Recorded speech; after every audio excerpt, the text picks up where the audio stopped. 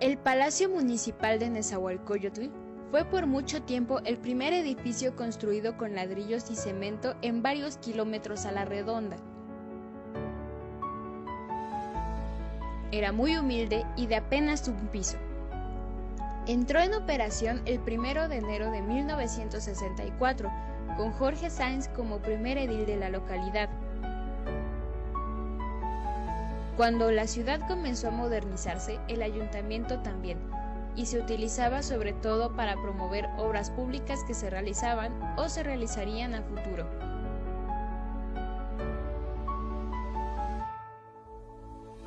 Además, para demostrar que Nezahualcóyotl iba progresando cada vez más, se realizaban espectáculos en la explanada del ayuntamiento.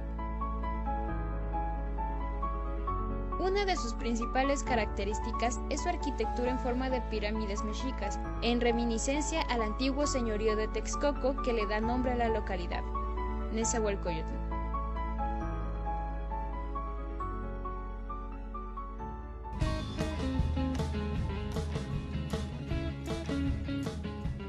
Gobierno Municipal de Nezahualcóyotl. Mujer es.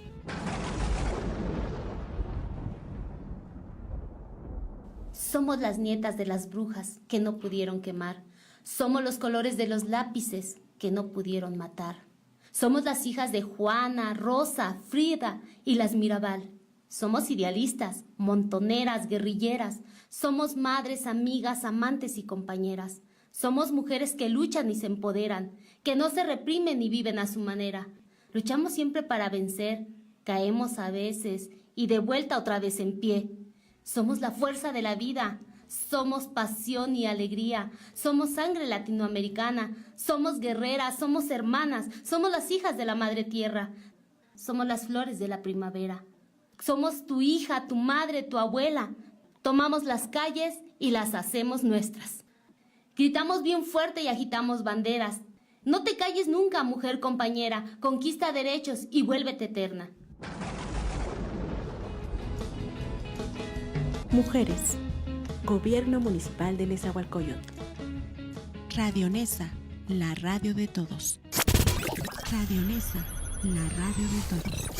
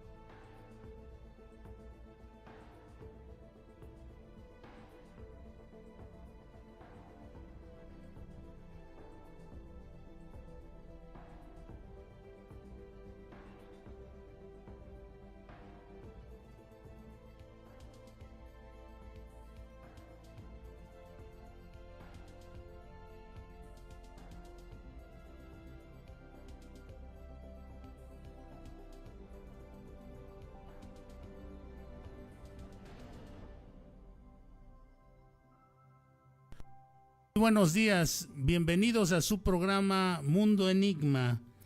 Esta mañana nos acompaña en la producción y los controles el buen Vampi, que nos asesora aquí con toda la cuestión técnica. Vamos a hablar en este su programa de los miércoles en la barra de por las mañanas. Le damos la más cordial bienvenida a nuestro auditorio.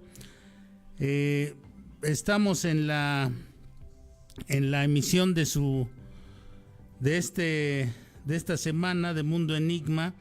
Vamos a hablar acerca de dos elementos de una gran potencialidad en lo que se refiere a los intereses humanos, a las motivaciones del ser humano, dos de las motivaciones más potentes que a través de la historia han generado muy diversos conflictos y han generado también grandes inspiraciones para muchos seres humanos que han hecho cosas completamente heroicas. En otros casos pues, se han hecho cosas terribles. Estas dos motivaciones, estos dos motivadores humanos son la sexualidad y la religión. Vamos a hablar en el programa de hoy de sexualidad y religión. Si gustan ustedes enviarnos un mensaje de voz o de texto al WhatsApp 55 49 25 89 53, esperamos sus sugerencias, esperamos sus comentarios con la promesa de en algún momento poderlos pasar al aire, si es que son mensajes de voz. Este es nuestro buzón, el 55 49 25 89 53, para este su programa Mundo Enigma. Y bueno, pues toda la actividad humana es sexual de alguna manera, porque esta es una expresión de la naturaleza humana que nos acompaña desde el mismo inicio de la vida. Hay quienes dicen que la sexualidad aparece cuando nuestras gónadas empiezan a segregar hormonas, pero en realidad yo creo que Sigmund Freud, aquel psicólogo, aquel gran personaje de la psicología, o que dio origen a la psicología moderna, no se equivocaba al decir que desde la infancia más tierna, desde los primeros meses de vida, desde los primeros años de vida, él menciona que los niños pequeños, escuche usted, son polimorfos perversos, decía él, aunque mucha gente se escandalizaba por estas cuestiones y sufría también el embate de la religión. La religión y la sexualidad son dos elementos fundamentales en la vida humana. La sexualidad genera motivaciones, de alguna manera decía este señor Sigmund Freud que todo en la vida es sexo, y el señor, todos los representantes religiosos, no solamente alguno de ellos, hablan de la sexualidad. Los representantes religiosos en Occidente hablan o han pasado por diversas etapas refiriéndose a lo que es la sexualidad. Sin lugar a dudas se nos van introyectando, se nos van endilgando códigos de conducta sexual en la religión desde muy pequeños, se nos va adoctrinando.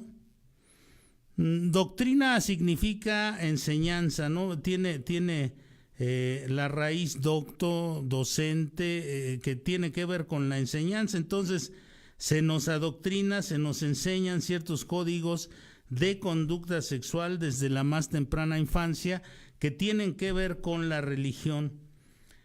Entonces desde los primeros años de vida se nos va programando, podríamos decirlo, se nos va tratando de hablar de la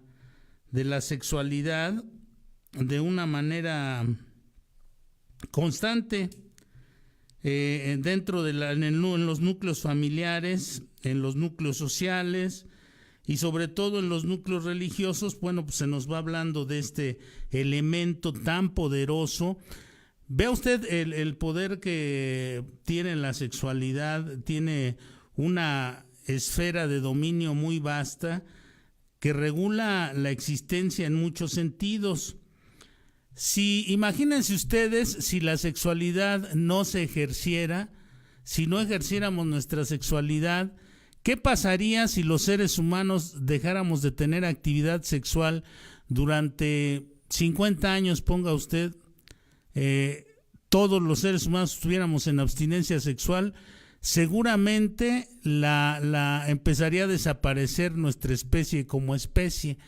Entonces, una de las funciones, la sexualidad tiene dos funciones primordiales. Una es la procreación de la especie y la otra es el placer.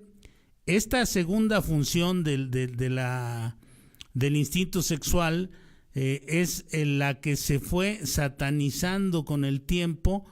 No tanto la de la procreación, porque la procreación es necesaria, si no desapareceríamos como especie, pero la cuestión del placer ha sido muy cuestionada, sobre todo por la religión. El desarrollo psicofisiológico de los seres humanos es una consecuencia de nuestro desarrollo sexual. El orden social, cultural, de relación, todos estos elementos de la vida son originados y estimulados por el erotismo. El erotismo es la cultura de la sexualidad, la cultura del sexo. Hasta en la actividad cerebral, el universo de la sensibilidad, las emociones, la creatividad, todo esto es circuito biosocial, pertenece también a la esfera de la sexualidad. Así que la sexualidad genera una energía capaz de mover al género humano desde lo más bajo hasta lo más sublime. En el mito religioso lo lleva a reptar como serpiente o lo eleva a los más sublimes momentos de inspiración. El erotismo, que en el ser humano es biológico, filosófico e histórico, nos ha dado páginas brillantes en estos órdenes, en el aspecto de la biología, en el aspecto de lo filosófico y en el aspecto de la historia. Por ejemplo, en este momento me viene a la mente el romance famoso de Helena de Troya, cuando es raptada por Héctor, es llevada a Troya y después se desata toda una guerra por esta cuestión amorosa de la famosa Helena de Troya. Entonces, bueno, pues vemos ahí cómo la sexualidad es uno de los más poderosos motores bioquímicos y electromagnéticos de los impulsos conductuales. De repente muchas veces nos olvidamos nosotros de esta parte de la bioquímica de nuestro cuerpo, de los impulsos electromagnéticos y bioquímicos que dan origen a todas las actividades humanas, a gran parte de las actividades humanas, y pensamos solamente en cuestiones morales. Ahí también entramos en un conflicto porque la religión y los acuerdos sociales, los acuerdos morales son distintos en diversas regiones del mundo. Entonces esto nos genera a veces desconcierto, nos genera a veces cuestionar nuestra sexualidad. Como decía yo al principio, se nos han introyectado, se nos han endilgado una serie de códigos de conducta sexual en relación a los preceptos religiosos, con relación a los preceptos religiosos. Y entonces esto nos va creando conflictos. Aparecen de repente algunas cuestiones como la culpa, como el miedo, como digamos la irresponsabilidad, el miedo a cometer errores en este sentido de la actividad sexual y todas estas cosas. Y nos parece que a veces no ejercemos una sexualidad plena porque se nos ha dicho que podemos cometer graves pecados en este sentido y que vamos a estar condenados por vida, para siempre, si cometemos esta clase de pecados, ¿no? Entonces, todo esto de la sexualidad y la religión, cuando se empezó a mezclar, se empezaron a mezclar estos dos elementos, cuando se empezó a utilizar la religión como una herramienta de control social, cuando se empezó a utilizar la religión como una herramienta de control de la sexualidad, entonces comenzaron a alterarse el curso de esta parte de nuestra naturaleza, porque es algo que se nos dio de manera natural. Entonces, ¿cómo es posible que en esto que se nos dio de manera natural, que es parte de la vida, después sea cuestionado como un elemento nocivo en la vida? No es coherente, ¿no? No es coherente que se le pueda cuestionar de esa manera. Si nosotros viéramos la sexualidad de la manera que es, lo veríamos como una fábrica del maná del cielo para el organismo entero. Nos vamos a ir a este primer corte, y regresando vamos a ver por qué la sexualidad es una especie de maná del cielo para todo nuestro organismo. En un momento regresamos. Estás en Radio Nesa, la radio oficial del Gobierno Municipal de Ciudad Nezahualcóyotl.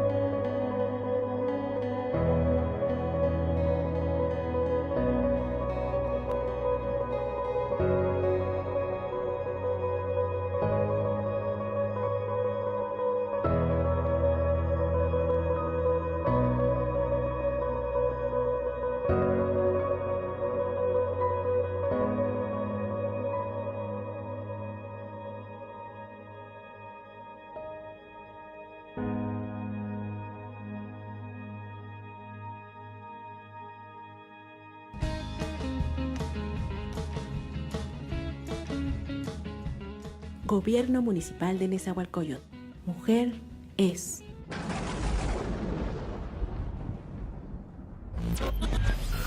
Escucha Radio Nesa, la radio de todos. Busca nuestras redes sociales y comunícate con nosotros.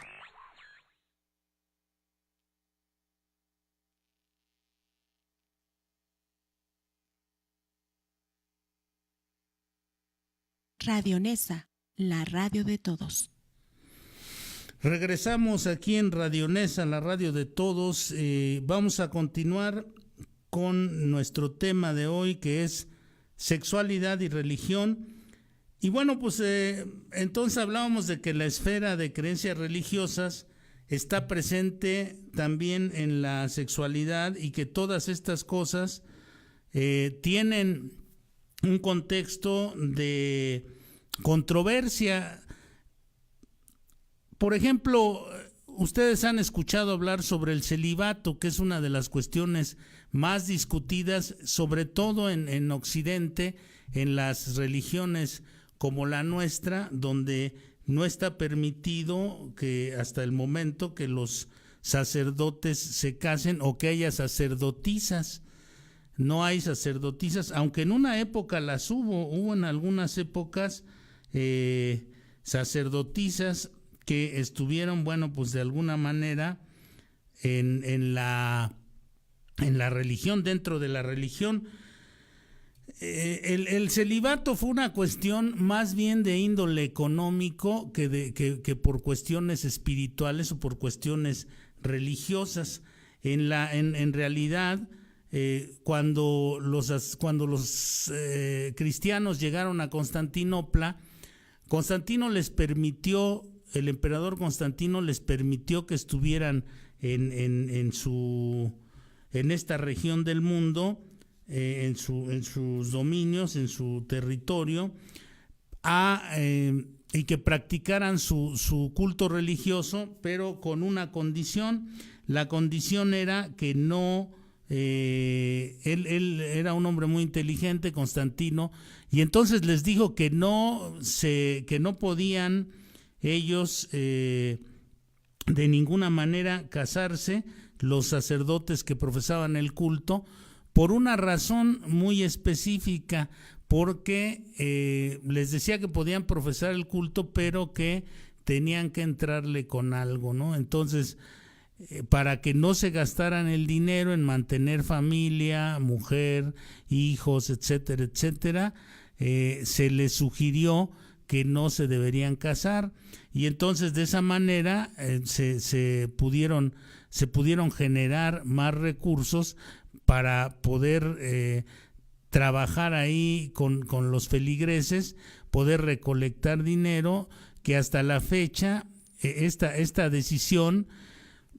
generó que a la fecha el Vaticano sea el estado, uno de los estados más ricos del mundo. Entonces, como ven ustedes, no fue por una cuestión espiritual, sino más bien fue por una cuestión económica.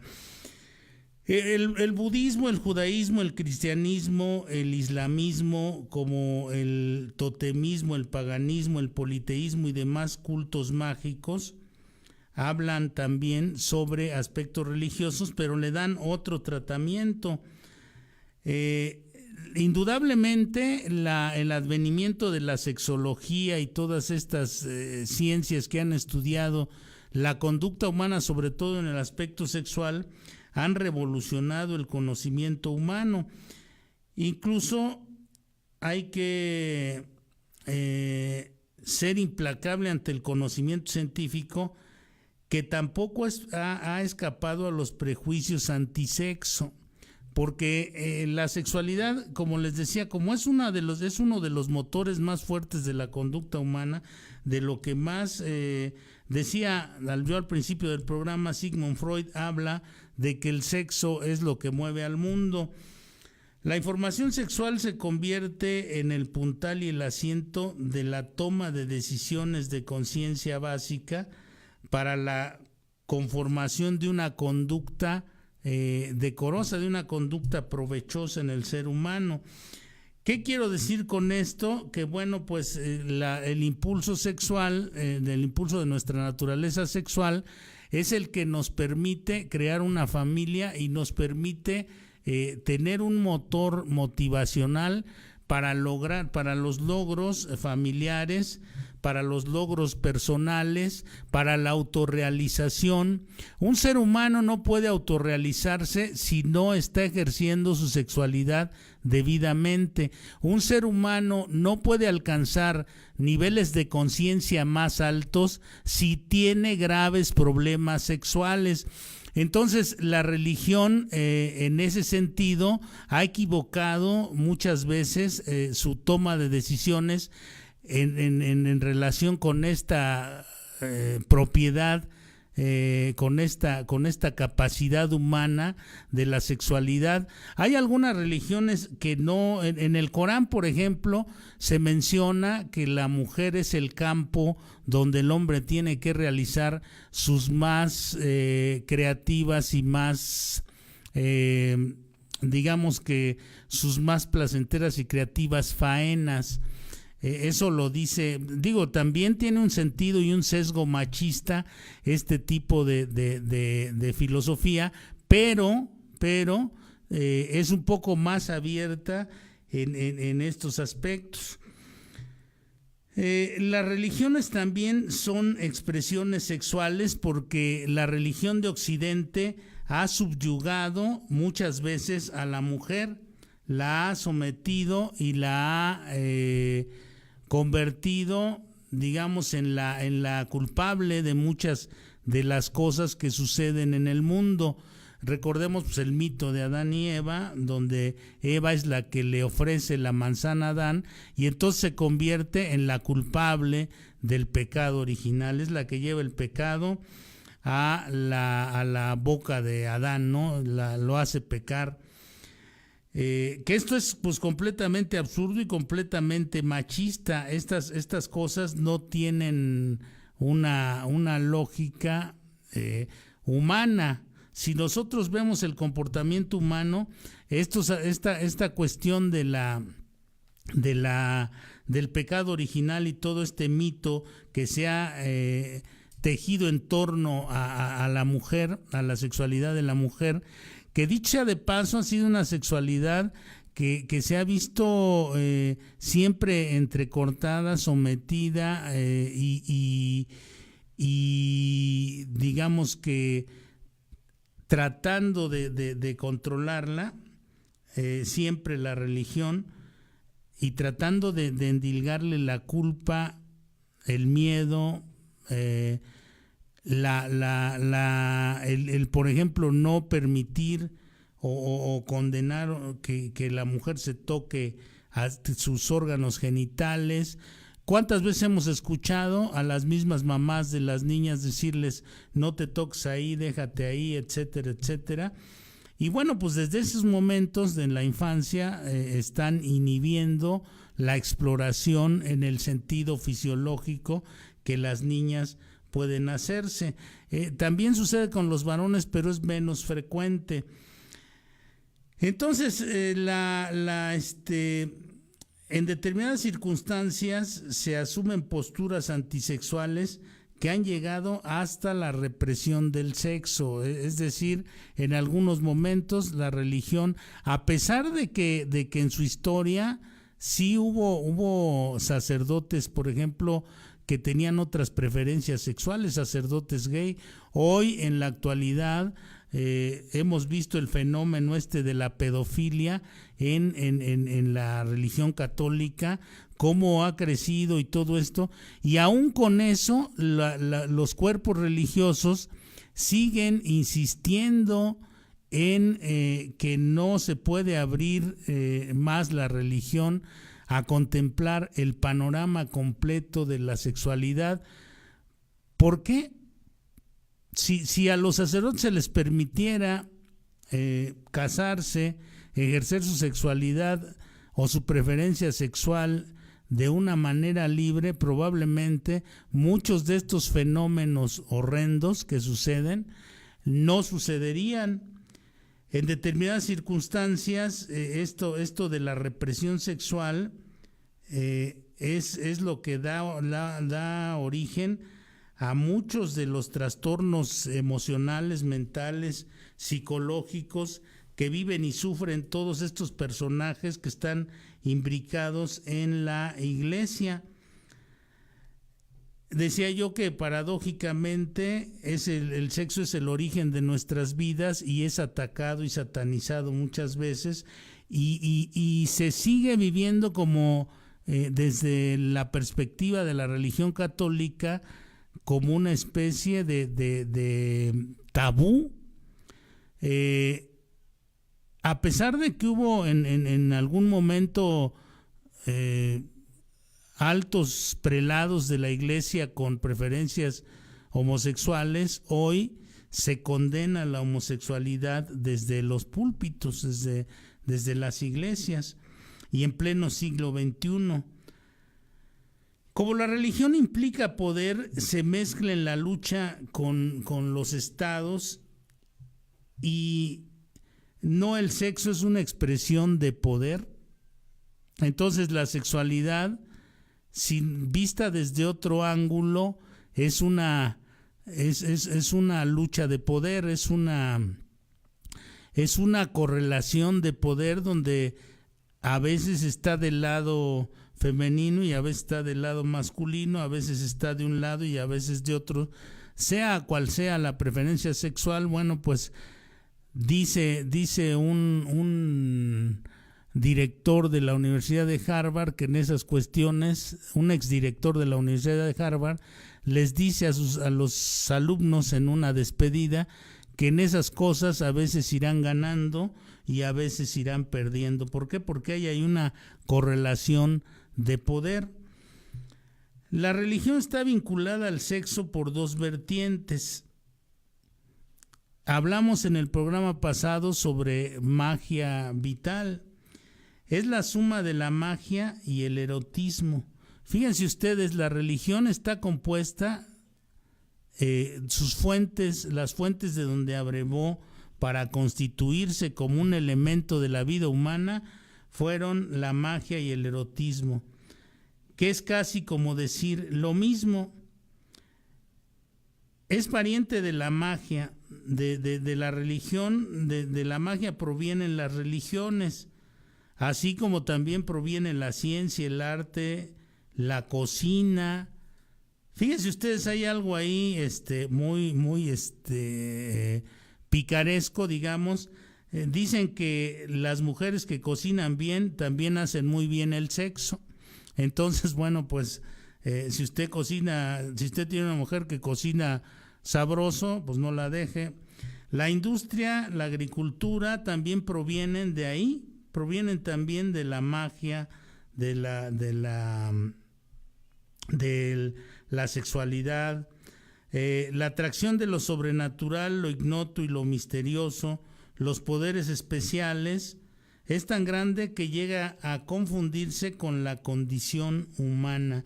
Es decir, la atracción de lo sobrenatural. Siempre decíamos en el programa anterior, en el programa pasado, que el hombre siempre ha buscado aliados para poder sobrevivir. Siempre ha buscado gente que le pueda, o algún aliado, una oración, un amuleto, un rito, algún menjurje, alguna pócima, algo que le ayude a vivir mejor, algo que lo impulse, algo que le dé inmunidad, que le permita salir airoso de todos los avatares que presenta la vida. Y entonces, bueno, pues la sociedad, la religión tiene sus raíces en estas actividades de la magia y la sexualidad. Los actos mágicos nos dan seguridad. Cuando nosotros pensamos en que algo nos puede... Usted seguramente ha escuchado en algún programa de televisión o de radio en algún momento ha escuchado recomendaciones, por ejemplo, de que ponga una vela morada, que ponga una vela roja, que ponga una vela dorada para atraer el dinero, una rana con una moneda en la boca, todo este tipo de recomendaciones que le dan para que encuentre novio, marido, para que tenga más dinero, para que sea usted más feliz. Y bueno, pues todas esas cosas son actos mágicos. Y si nosotros viéramos, por ejemplo, el contexto de las escrituras religiosas con otro sentido, si nosotros viéramos la creación del mundo, es como un acto de magia. Dice en el Génesis, y Dios dijo, hágase la luz, y se hizo. Y Dios dijo, divídanse las aguas, y se creó el cielo y la tierra. Estos son como actos mágicos, como si el gran maestro, el poder superior, el creador de todas las cosas, fuera un gran mago y estuviera diciendo, esto se tiene que hacer, y se hacía en el momento. Y otro de los mitos donde también parece que fuera un acto mágico es cuando a estos muñecos de barro, a Adán y a Eva, les sopla en la nariz y les inyecta vida. Es como un acto de magia que está haciendo vivir a dos muñecos creados del barro, del cieno primordial, de la tierra, el agua y el lodo, ¿no? Estas cuestiones son en parte el origen de la religión. La magia y el erotismo son el origen de la religión, aunque ahora la religión niega muchas veces este asunto. La humanidad sería más feliz si ejerciera de una mejor manera su sexualidad. La humanidad seríamos mucho más felices si tuviéramos mayor libertad sexual, si nos quitáramos un poco las telarañas y los prejuicios en ese sentido. Nos vamos a un corte y regresando leemos algunos saludos que hay por aquí y para ir terminando nuestro programa. En un momento estamos con ustedes. Radio Nesa, la radio de todos.